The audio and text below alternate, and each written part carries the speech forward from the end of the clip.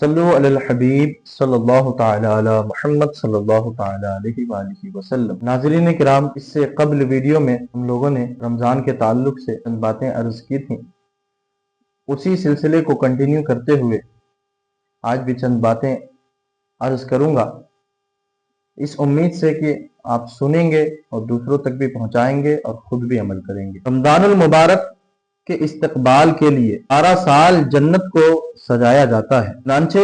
حضرت سیدنا عبداللہ ابن عمر رضی اللہ تعالی عنہما سے روایت ہے، تاجدار مدینہ صلی اللہ تعالی علیہ وآلہ وسلم کا فرمان عالی شان ہے، بے شک جنت ابتدائی سال سے آئندہ سال تک رمضان المبارک کے لیے سجائی جاتی ہے، اور فرمایا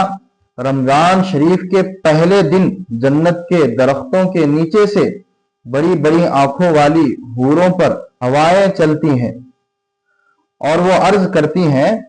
اے پروردگار، اپنے بندوں میں سے ایسے بندوں کو ہمارا حر بنا ان کو دیکھ کر ہماری آنکھیں ٹھنڈی ہوں، اور جب وہ ہمیں دیکھیں تو ان کی آنکھیں بھی ٹھنڈی ہوں۔ الحمدللہ عز و جل، جنت کی عظمت کی تو کیا ہی کہنا، کاش ہمیں بے حساب بخش دیا جائے اور جنت الفردوس میں مدینے والے آقا مکی مدنی مصطفیٰ صلی اللہ تعالی علیہ وآلہ وسلم کا پڑوس نصیب ہو جائے۔ ناظرین کرام، آپ نے سنا کہ رمضان المبارک کی آمد کی خوشی میں اس رمضان سے لے کر آنے والے رمضان تک جنت کو سجایا جاتا ہے۔ اللہ تبارک و تعالیٰ فرشتوں کو حکم دیتا ہے کہ میرے فرشتوں، رمضان کی آمد کے لیے جنت کو سجاؤ۔